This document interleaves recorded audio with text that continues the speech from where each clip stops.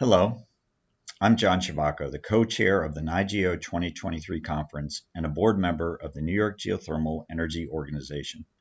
I'd like to welcome you to this recording of a live presentation from the conference, a two-day event which was held in Albany, New York on April 26th and 27th of 2023.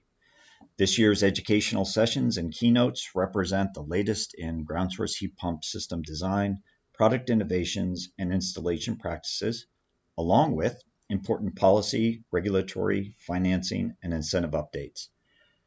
This presentation is one of over 40 sessions from the two-day event, all of which were recorded and available at NY-GEO's website, www.ny-geo.org, along with session descriptions and a link to download the slides from each of the sessions presented.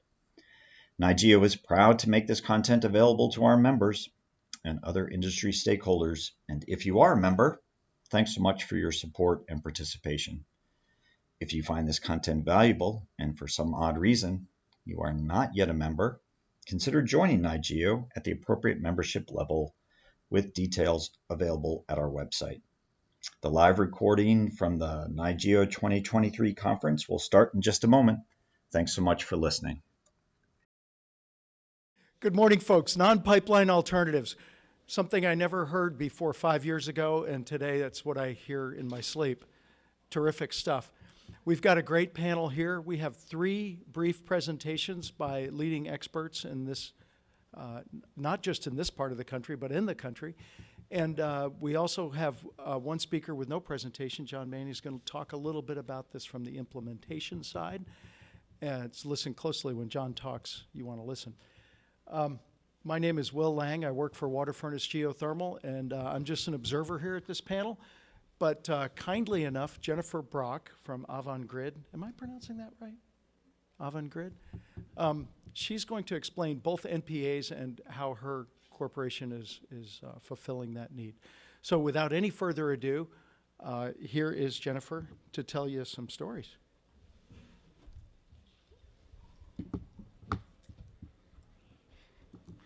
I want to welcome everyone to the NPA panel. My name is Jen Brock. I am a lead analyst at NYSEG-RG&E. My team is a one-stop shop. We handle non-wires alternatives, non-pipes alternatives, and more recently, the utility thermal energy networks. I'm going to go ahead and get us started with an overview of the NYSEG-RG&E NPA programs. So this first slide will describe what an NPA is. NPAs utilize cost-effective third-party solutions to avoid traditional natural gas capital pipeline projects that are needed to address system reliability concerns. An example of a system reliability concern would be low-pressure system. This can be experienced during times of peak demand, such as the coldest days of winter. A traditional gas infrastructure investment is typically a new gas main or a reinforcement project that would boost the system pressure. NYSEG-RG&E are actively pursuing NPA solutions for a variety of reasons. First, they support our commitment to a zero net increase in billed natural gas use that's required under our current rate plan, meaning that we cannot increase gas sales during the 3-year period of our joint proposal that is currently in place. This has led us to find innovative ways to continue serving our customers, and NPAs play a key role in helping us navigate this commitment. NPAs also support clean energy and environmental policy, including the Climate Leadership and Community Protection Act. Additionally, NPAs deliver benefits to society and customers, including lower energy costs achieved through reduced capital spending. NPAs can be implemented on both the supply and demand side, and there are examples on this slide to give you an idea of the technologies that could be utilized through an NPA solution. On this slide, we're going to discuss the NPA process. NYSEG-RG&E's NPA process was established under our current joint proposal. All natural gas capital projects must be evaluated. So the NPA process is triggered when a natural gas system need that impacts the infrastructure is identified. At that time, we determine NPA feasibility by applying our screening criteria, and this allows us to find good NPA candidates. Projects are excluded from NPA consideration if construction is scheduled to start within 12 months or if there is an immediate threat to public safety.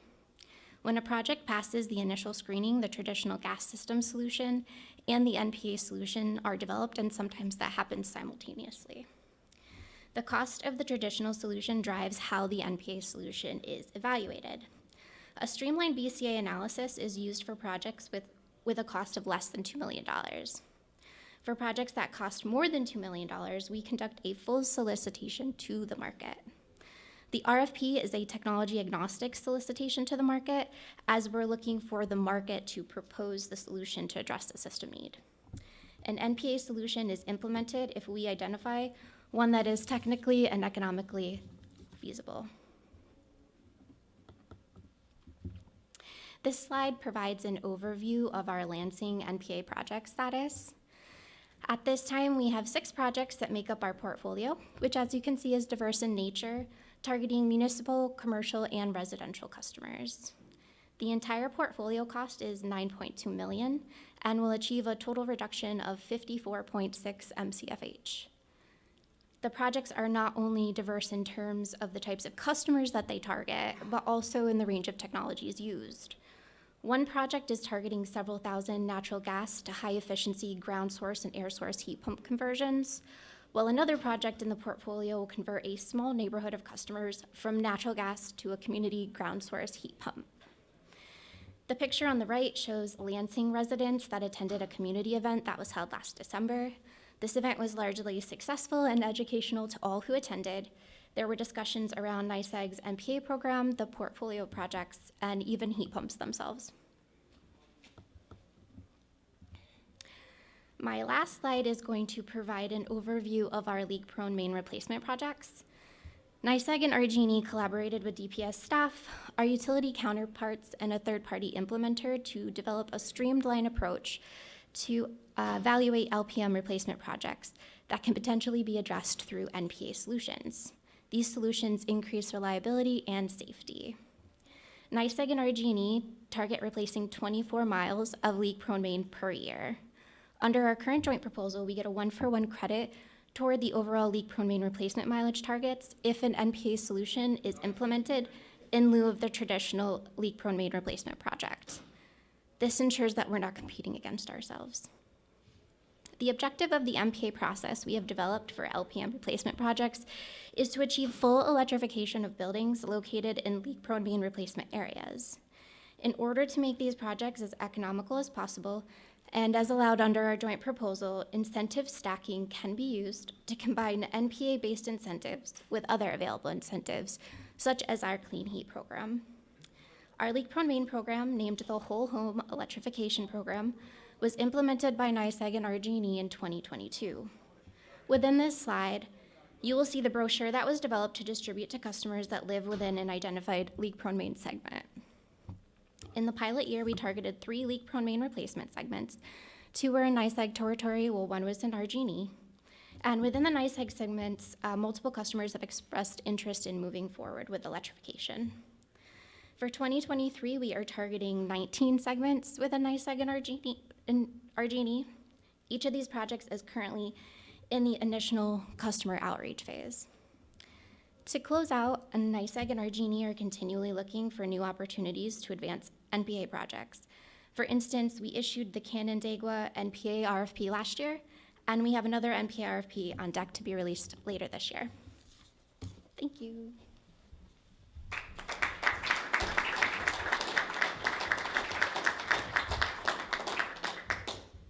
Thank you, Jennifer. Most of us old gray-haired folks are so happy to see you involved in this because we're fixing to retire. We need talent like yours. So thank you for your hard work. So related to the NYSEG project, particularly in Lansing, John Manning has got a few words. Would you like to come up to the podium, John? No, I'll sit right here. Thank you, Will. Okay, then I have to stand up. All right. If this microphone works. Yeah, I'm afraid it does. So here's some free advice from somebody who should be giving it. Thank you. Thank you, Will.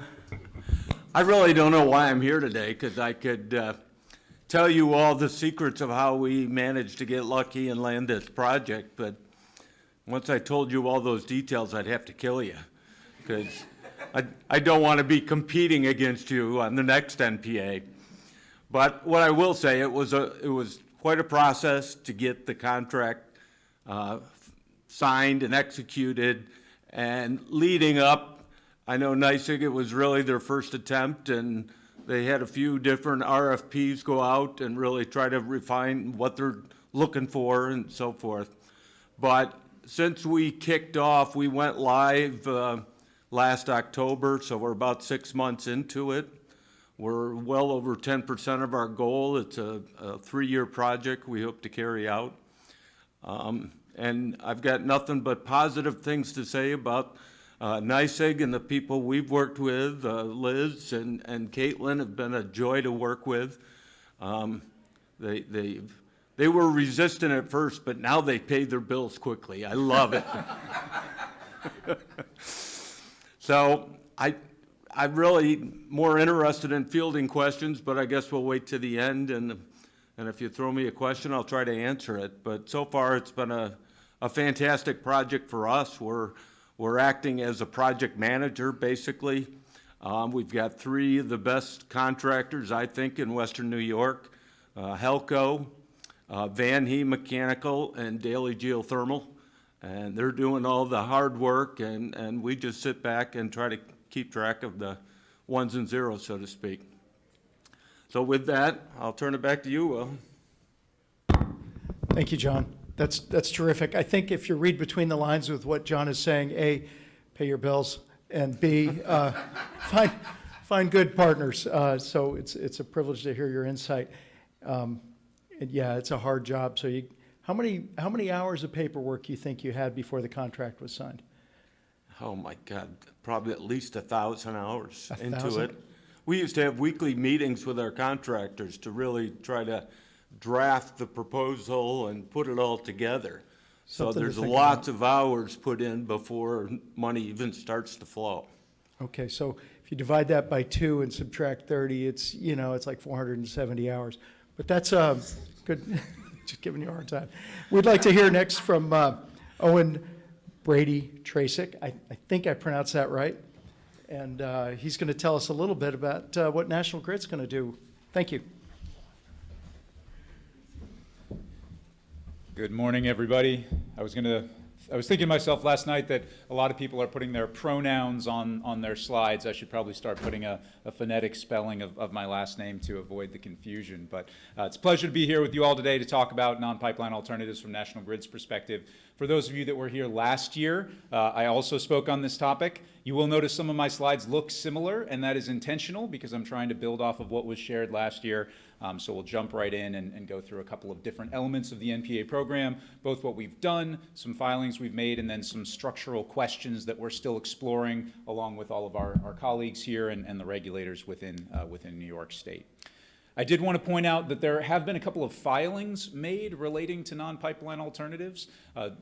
We are all pretty familiar with non-pipeline alternatives, or NPAs, as a topic. It's largely derived from the non-wires alternative space. But that being said, there were a number of things that needed some definition, that needed some structure around them, and so we made some filings as part of the gas planning order. The case number is on the slide here in case anyone wants to take a look at that. This past August, that established screening and suitability criteria for NPA project identification and evaluation, along with cost recovery mechanisms. There were joint and individual company filings made, so if people would like to go and take a look at those are up on the New York DPS website.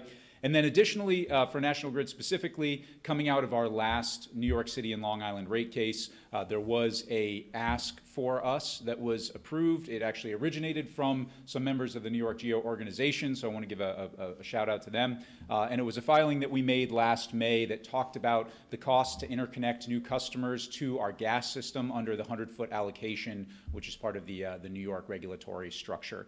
We also, at the end of that, outlined a way that those same dollars and that same approach could be used for alternative technologies. So basically saying if a customer wanted to take the equivalent value that they would have received if they connected to the gas system and use that for an NPA instead, that might be something that we could explore in the future. That was not a filing that was being made, and we have not to date received feedback on if that filing could or should progress in some way, but it's a concept that we're really excited about because ultimately we want to make sure that customers have the options that resonate with them in terms of meeting their energy needs. So this is really the slide that I shared last year that I wanted to make sure I called out so people didn't think I was getting forgetful about what I had already talked about. As we think about non-pipeline alternatives, we're generally going to be putting in a piece of infrastructure. I simplified it here to be $100, and it's going to be connecting to some customers. Here I have two different scenarios, one where we're connecting 10 customers and one where we're connecting 4. If we are avoiding the $100 project, you could see that we could take that same money and split it across all of the customers who would be participating. If there are 10 of them, it's a smaller potential incentive from the NPA project than it would be if there are 4. The other complexity is you now have 10 people where there's going to be 10 different buildings, 10 different mechanical systems, 10 different sort of degrees of openness or receptivity to new technologies, new ideas, and also 10 different mechanical systems that may or may not be at a point where they are ready to be replaced. So the complexity of doing projects where there are a lot of customers that are impacted is significantly higher than in situations where there are fewer. The challenge is this often would look something more like $50 maybe to connect the 4 customers and $2,000, just to make up some rough numbers, to connect the 10. So as we think about the NPA incentive potential, it's harder to find situations where there's a really expensive project that serves very few customers and therefore has a high likelihood of success. So I want to just kind of put that out there as a bit of framing, so when we're talking about the rest of the projects that we're exploring and when Cory's coming up and talking as well, you can think through what are the actual conditions in which the NPA project exists and what are the incentives that we might be able to offer. I had some animations for this next slide, but Will told me it was going to be in a PDF instead of a PowerPoint, so you'll have to bear with me. The other thing I want to just point out is that it also really depends on which of the 10 customers, let's say there's one holdout, it depends which customer it is. In the scenario on the top, if the last customer on a piece of pipe says they want to continue to receive gas service, there is no regulatory structure that would allow us to take away their gas service simply because their neighbors have decided to do something different.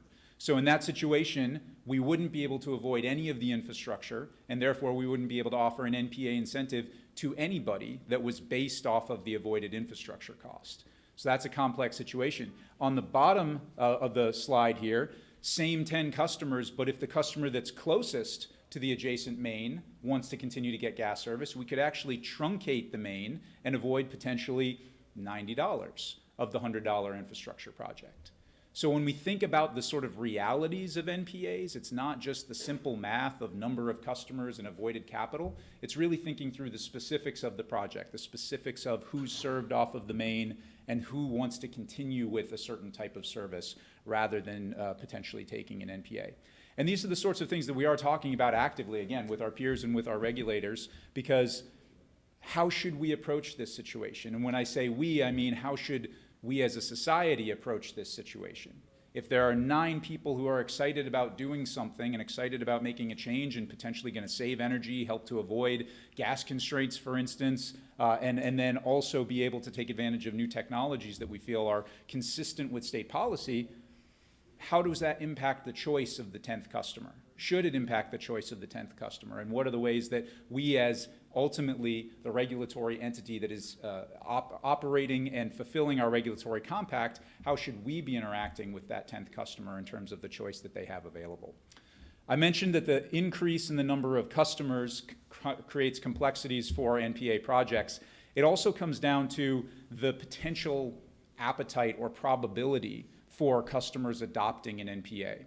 So this is nothing that's based off of specific customer survey data or anything like that. This is literally just a probabilistic chart where I took if a customer was, the legend is a little bit small, but the top line is if everybody on a given street had a 99% probability of adopting an NPA, right? So 99 times out of 100, they would choose to do the NPA, 1 time they wouldn't.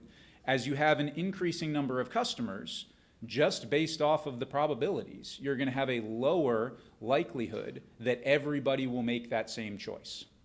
And you can see that even with the 99% openness or receptivity to NPAs, it starts to drop off as the numbers go up. And for anything sort of less than 99%, it falls off very, very quickly.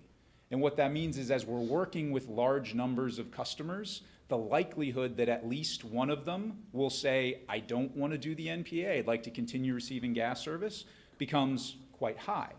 And since the structure of an NPA is you take the piece of pipe out, or you avoid the infrastructure replacement, or you defer it, that means that the probability of being able to do that becomes quite low as you have an increasing number of customers that are impacted by a given capital project. So this is just simple probability maths. There's nothing that's unique industry data in here. But I thought it was important to point out that they all fall off quite quickly, and that means that the larger capital projects are potentially less available to us.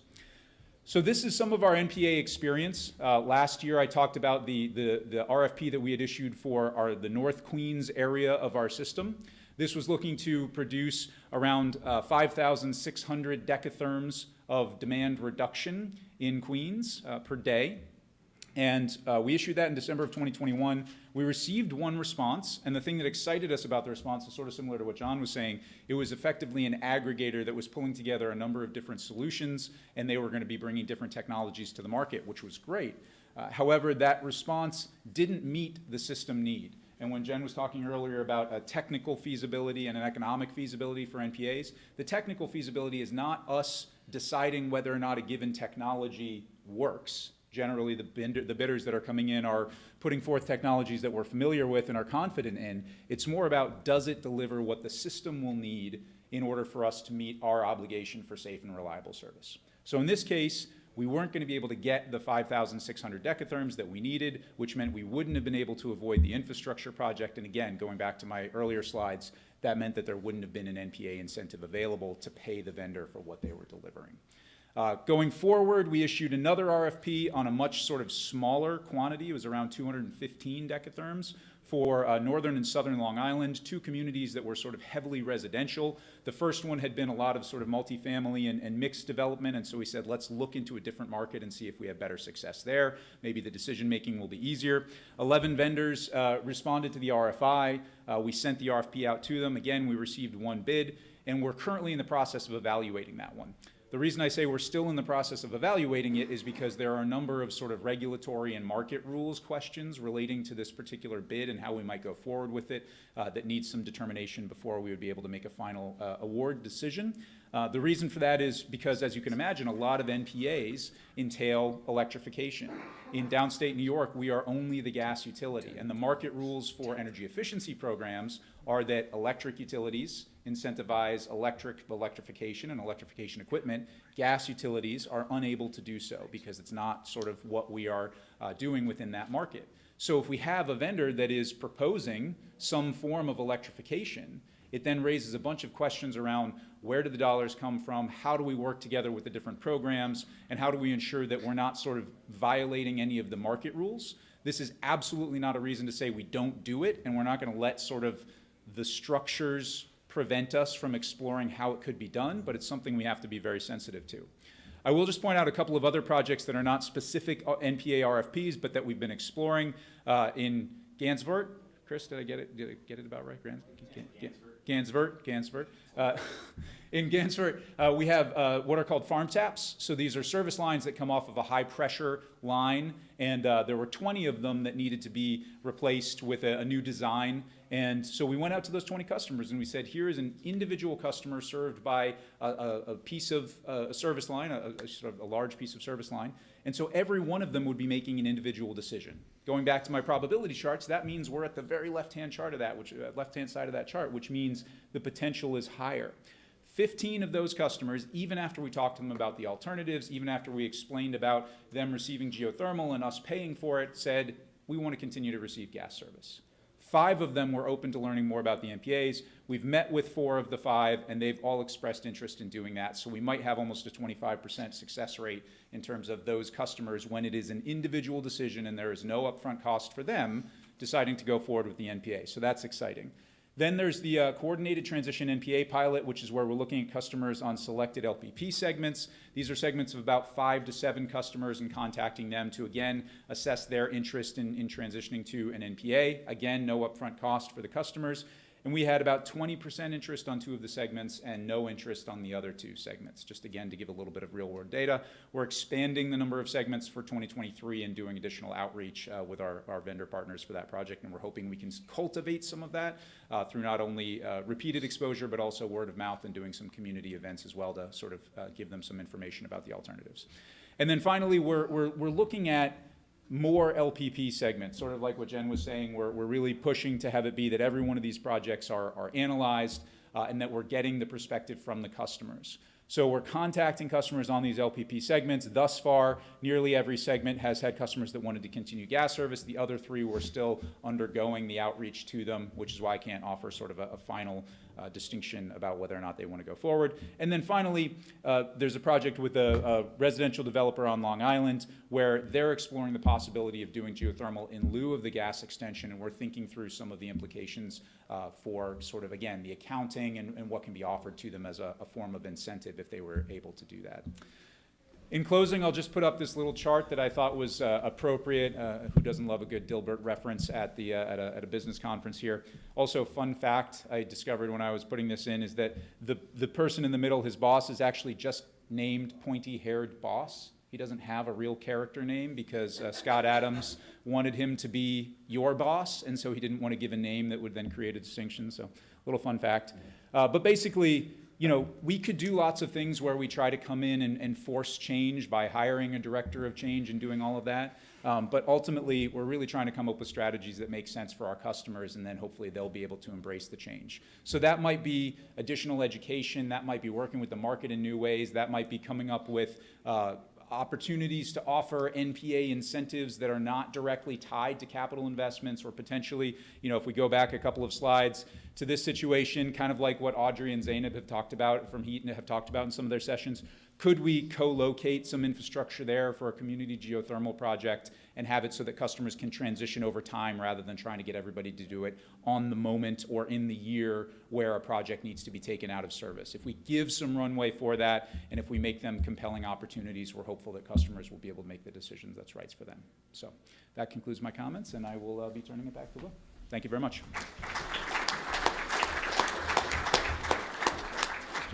He thinks he's turning it over to me, but he's not going to get away that easy.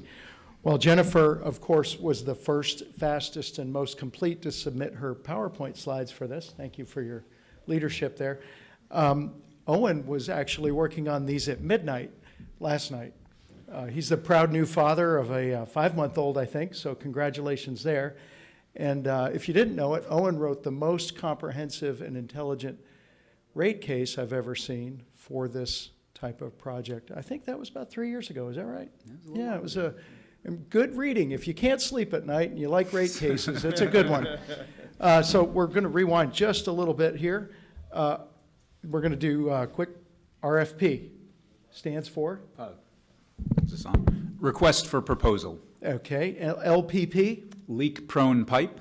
And just one more time for the folks in the back, NPA. Non-pipeline alternative. Thank you very much. Oh, and Will, just one thing I was actually going to mention when we got to this slide. We probably need to change it because we're at a conference where we're going to be putting in a lot of pipelines that we might be okay with. So perhaps it needs to be non-gas pipeline alternative or something. So yeah, how ironic. The irony is rich. Thank you for that. And one more thing, you're not off the hook that easy. A therm is how many BTUs? 100,000, which would be like a 100,000 BTU furnace running for how many hours? Okay, so when you hear decatherm, how many therms is that? 10, right? So as you hear 200 decatherms and 1,000,000 decatherms and a gigatherm, you can start to work those numbers through your head. So a therm is actually 1,000,000 BTUs. Sorry, it's 1,000,000 therms, which works out to a therm is about 1 million BTUs, excuse me. So that's a 100,000 BTU furnace input and operating for 10 hours. So figure a day, on a cold day, one furnace is using about a therm. So when you hear 200 decatherms, you multiply 200 times 10 and you're on your way. Okay? Well, I wasn't confused until you started to explain it. So a therm is 1 million BTUs. So just go with that. So as we roll these numbers off our tongues, you can kind of do the math. So a therm is 1 million BTUs. So all that being said, thank you for... Well, decatherm is 1 million BTUs. Decatherm. Wow. See, this is why we have experts here, and I'm just a salesman for a manufacturer, right? What was I doing? I should never have taken this on. But we're going awfully quickly, and we're doing a great job. Thank you, folks. So moving on from my bad math to some smart people, we're going to hear Cory talk a little bit about the Central Hudson take on NGPAs.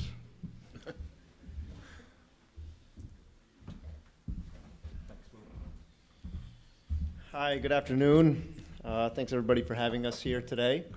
So we'll just go down through Central Hudson's non-pipe alternatives here.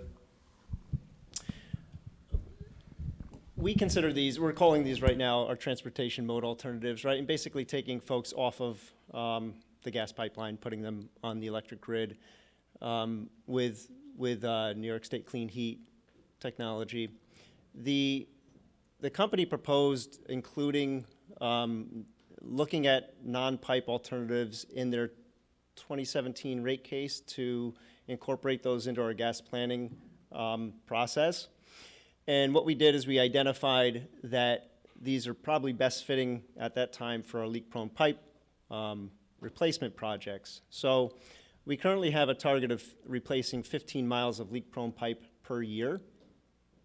And basically what this means is that we look at any of those areas that are steel or leak-prone pipe that would be replaced anyway, part of the gas planning process, and we looked for opportunities where, as opposed to upgrading those customers to plastic pipe, that they may be able to be switched over to the non-pipe alternative, such as the heat pump technologies.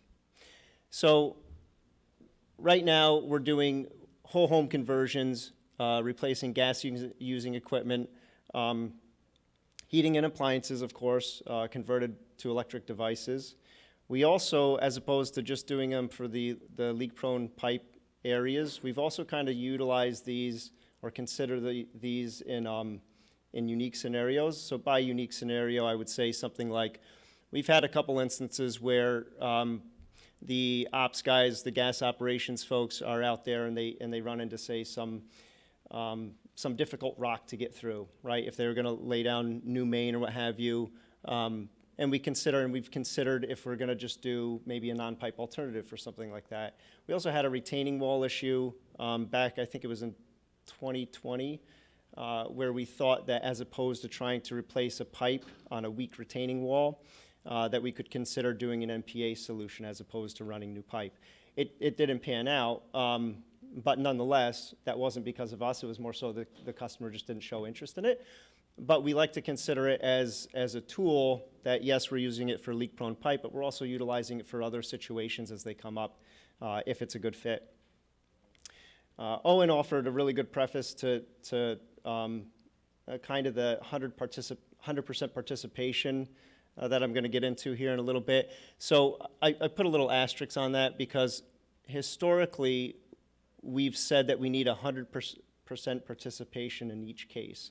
So if we have a case that exists of 5 customers and we want to eliminate that leak-prone pipe, we would think that all 5 need to come off of that leak-prone pipe, go over to electrification.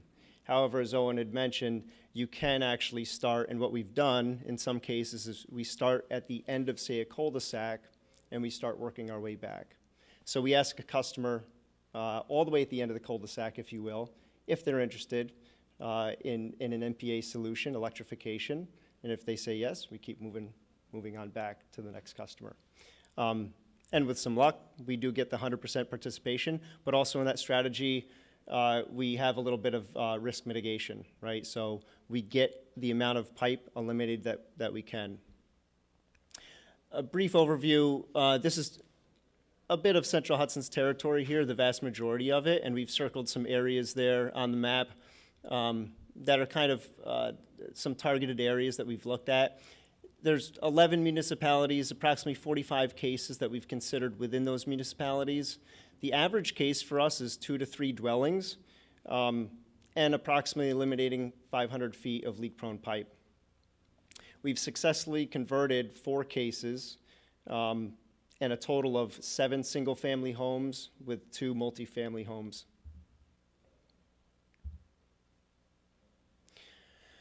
So I thought I would just talk about kind of our challenges and risks that we've seen in practice, right? Again, we talked about the 100% participation a little bit. What also impacts us sometimes is a short timeline to coordinate with municipal projects. So what Central Hudson's trying to do is, you know, if we're going to put down new pipe and we're going to tear up the road and what have you, we want to try to coordinate with the municipality. If they're going to be paving, for instance, we would like to do our project in advance of that new paving project, right? So our gas operations and gas planning works with those municipalities to understand what those timelines are, and they dictate to some degree a timeline for my team to carry out those MPA solutions, to solicit and get that customer buy-in. Another project level challenge there is there's a potential that while we're working soliciting in that area, that there could be a new customer that comes into the area or buys a house, what have you, on that line that we were going to try to retire the main, and they could request gas service. So it's, you know, there's a moving ball here. We try to move swiftly, and you know, it's important that you do, but at the same time, we have to be very cognizant and recognize that this is a big decision for a lot of customers. There's a lot of customer education that goes along with these projects, right? There are a lot of people who don't understand the benefits of electrification and moving over to heat pump technology. And it's really, when we talk about a whole home conversion, obviously, the biggest user of energy in their home is their heating, but we're talking about all their appliances as well. So our projects also would obviously be replacing if they had a gas cooking stove or a gas dryer, things like that. And believe it or not, there are strong sentiments to things like a gas cooking stove. We've been turned away from projects where we're offering approximately $35,000 in benefits in conversions, and somebody says, no, I like cooking with gas. So it's a challenge, and it's a challenge I think we have to think through, right? And there are workarounds, but not the workarounds that we really want, right? Like we want to go electrification. We're not trying to switch somebody over to propane so they can have a gas cooking stove, right? So customer level challenges, I just kind of spoke to one. There's also unique property layouts. You know, it's not a game changer, not a stopper, if you will, but we have to consider things like the multifamily or the mother-daughter setups. If there's also situations with landlords and tenants, if a tenant's paying either the gas bill or the electric bill, the exchange of that or the passing of that cost on to the tenant.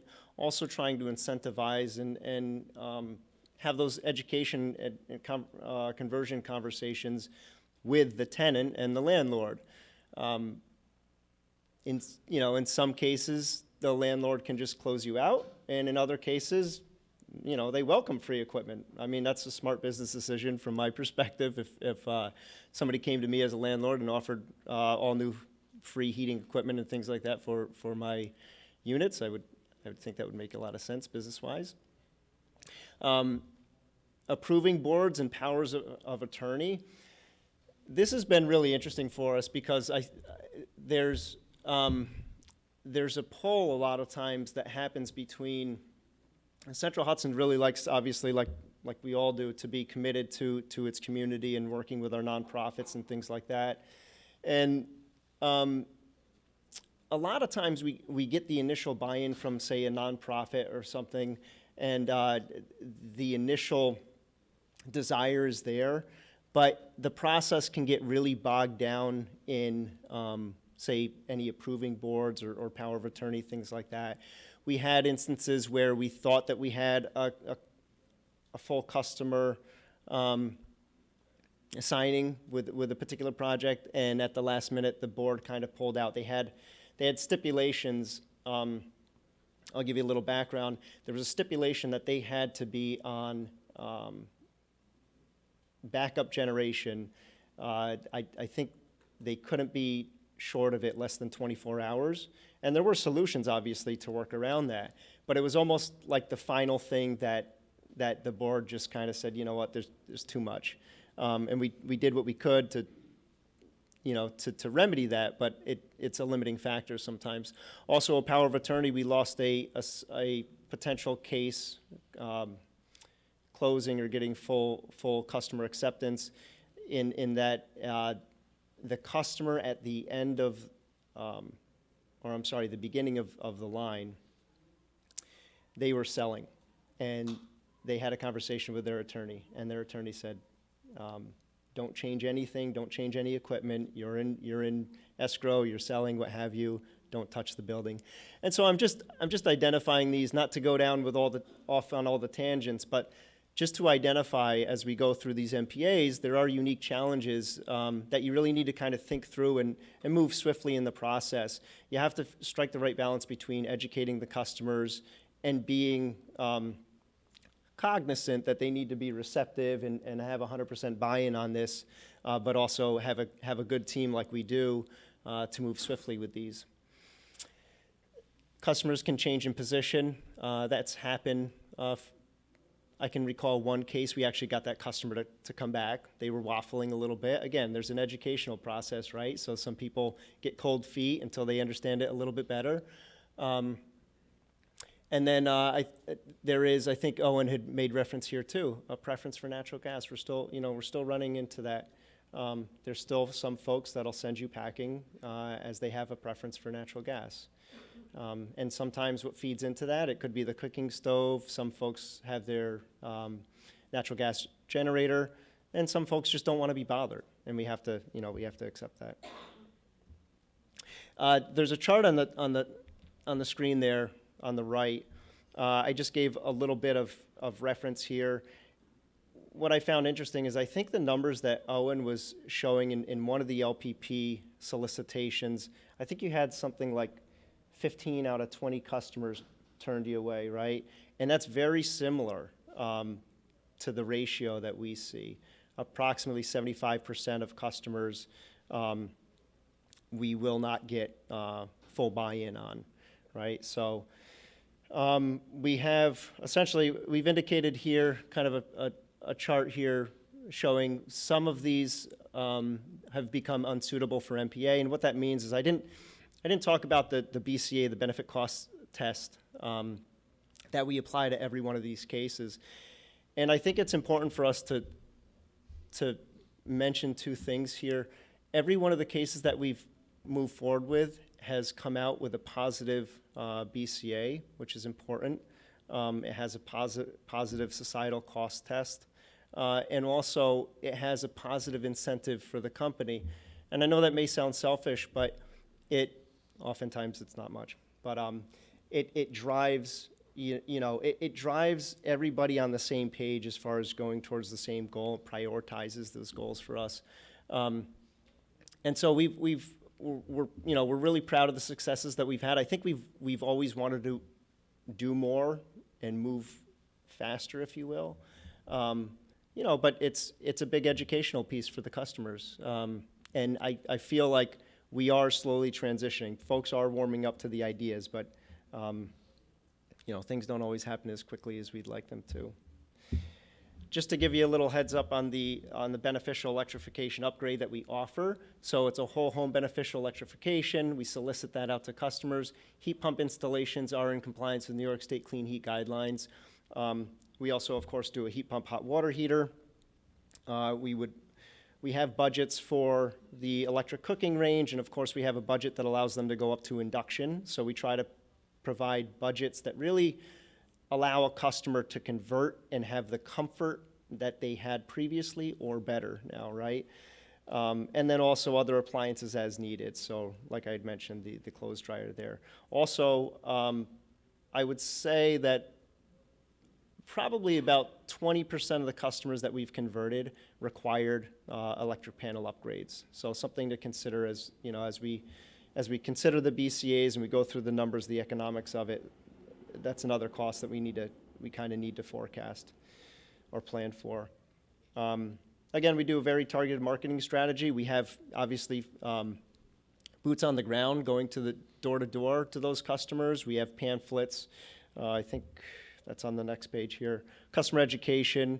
We've set up a web page, of course, as well to support that. And we have one dedicated person from ICF who does our MPA solicitations, who goes and does that door-to-door. That gentleman's very well versed in heat pump technology, and has a career in having conversation with customers on the benefits of it. As I may have mentioned, Central Hudson covers all the costs of the equipment and the installation.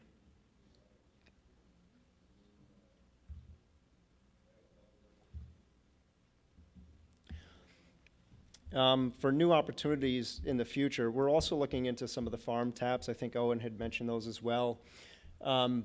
Just another opportunity. We continue to just expand upon what we've learned and we've done in our general territory with the leak-prone pipe, and apply that potentially to farm taps.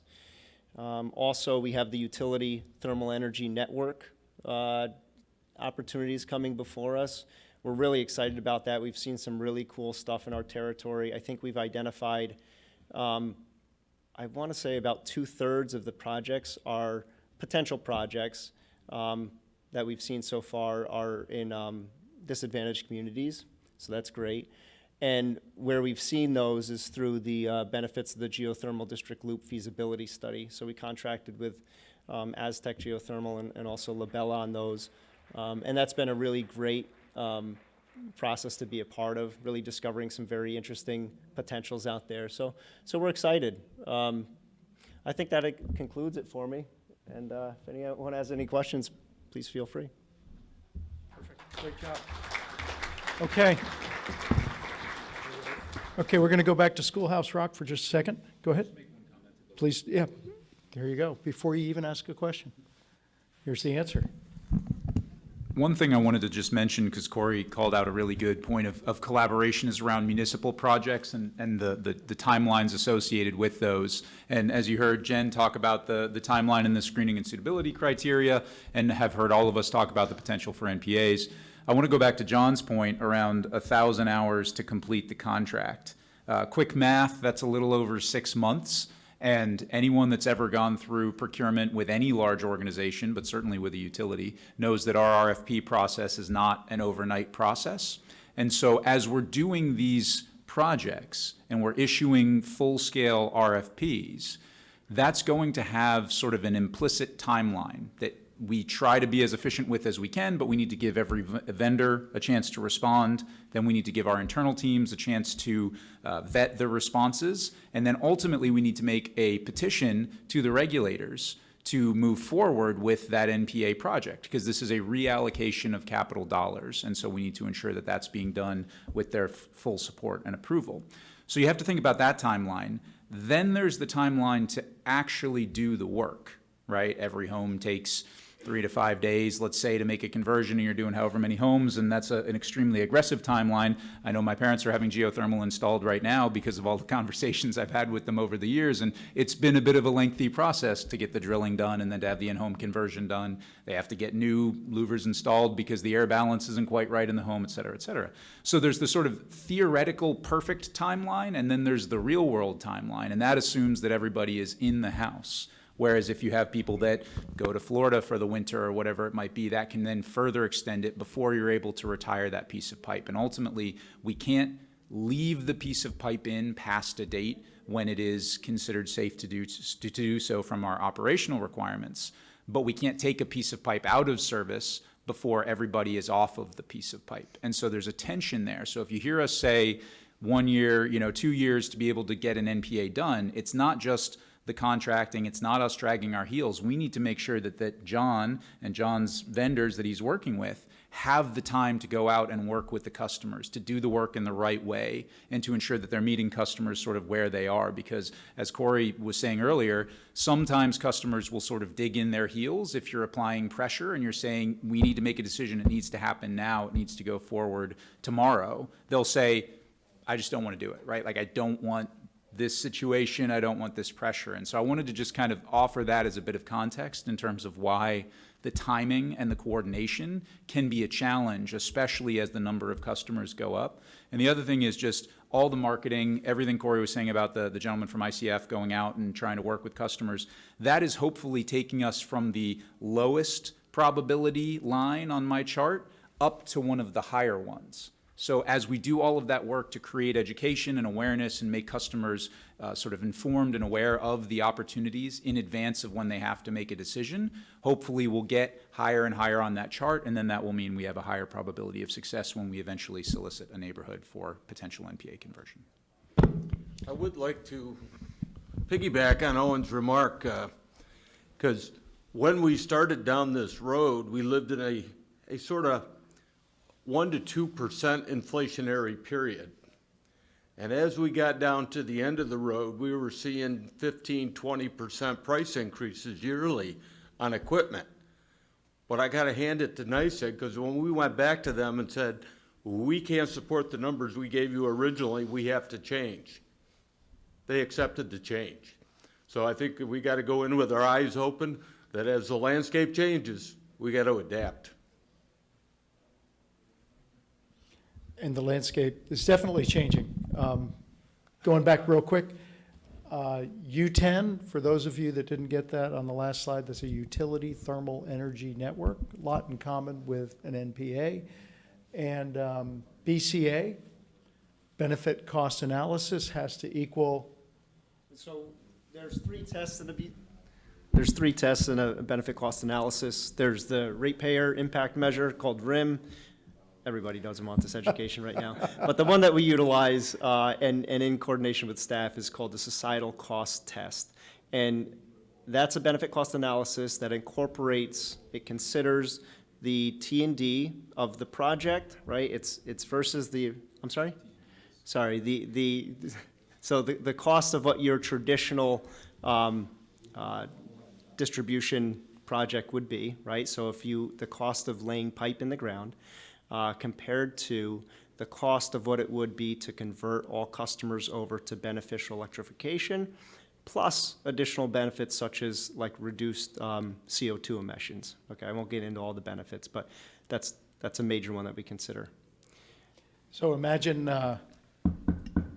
hello, can we take out your explosive burning device and put in an all-electric high comfort device with a variable speed fan that helps both save the environment, and can we do it for free and lower your utility bills significantly? No, I think I'll pass. Can you imagine? But that's the reality, right? Yep. That's what you're dealing with. Boy, that's a tough job. So the things to think about. We have question time, and lunch is next, so let's go fast. Lightning round. Manisha Rane Fondacaro, Soul-Led Solutions. So as long as the gas peaker plants are operational, we'll continue to buy natural gas, and that is what is allowing for these people to continue with natural gas.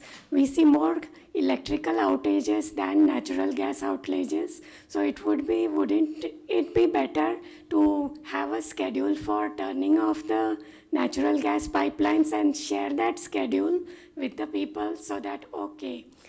For the folks in the back, wouldn't it be better to publish a schedule of the closure of the gas pipelines?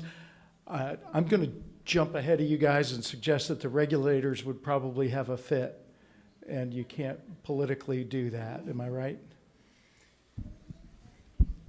I guess I would say that is a a useful perspective, and certainly the generation mix and its reliance on natural gas is an incredibly important element of the broader societal energy transition discussion. There are various regulatory structures and constraints in which gas peaker plants are operating that are not the purview of any of us in the utility space, and so I don't think we're in an appropriate position to speak on that, particularly because we don't own generation. We are fundamentally separated for the reason that we don't want to have vertical integration within the market. But you are correct that as there are continued uses of natural gas, there will continue to need to be infrastructure to support that. And so as we're thinking about whether or not gas infrastructure is available in the future or not, we'll have to think holistically about who is making use of it and what are the pressures and the incentives for them to continue to do so. That's the well-considered answer. We have a question back here. The lady in the red shirt right after you. As quick as possible. Yeah, sure. Kim Frachek, Sane Energy Project. I'm going to direct the questions to National Grid and Central Hudson so you don't feel personally attacked.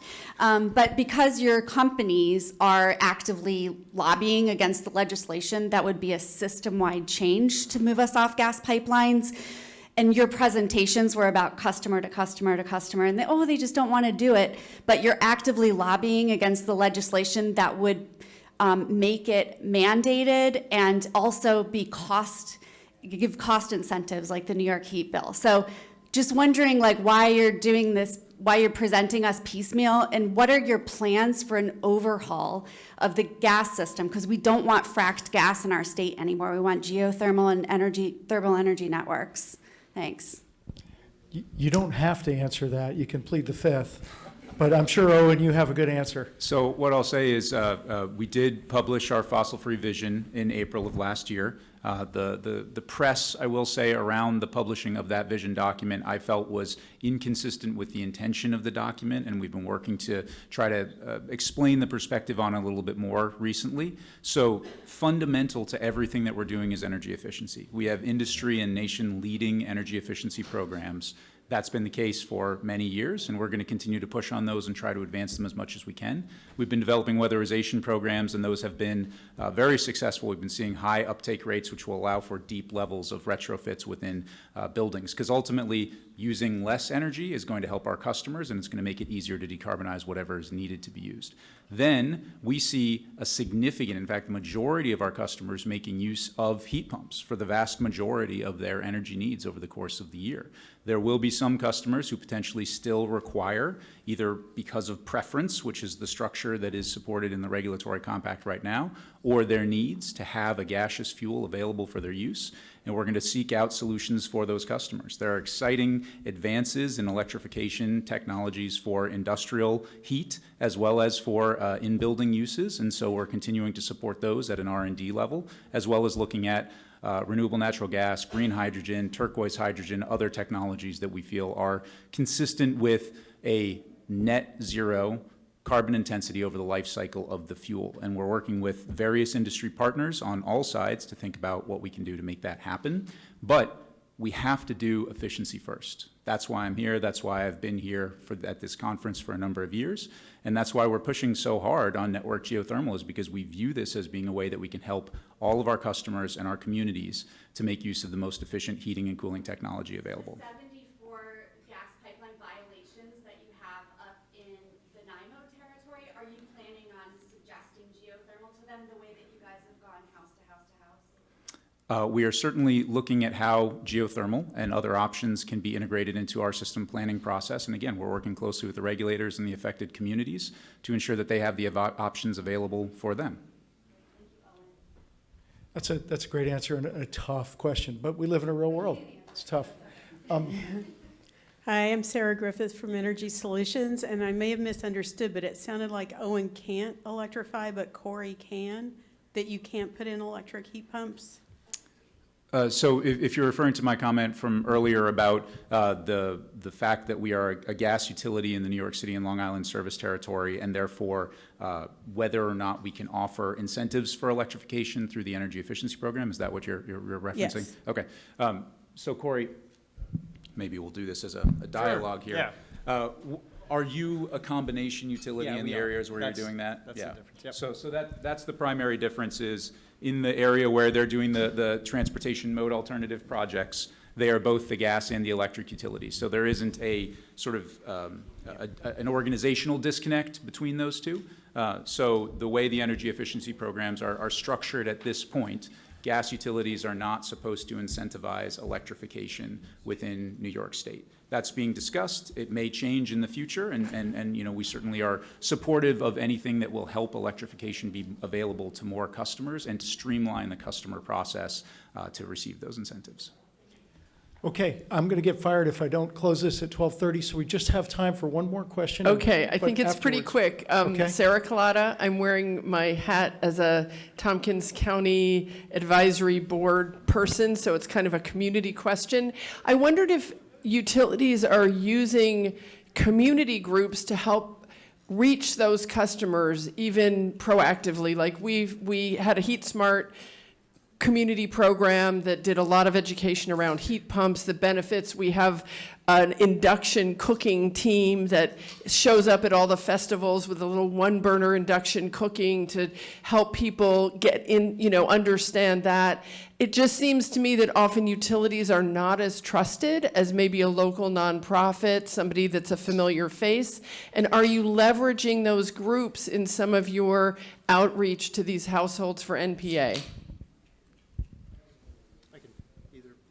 Take it. Why don't you start? There you and we'll go, Cory. to Jen, Jen. ladies first. I'll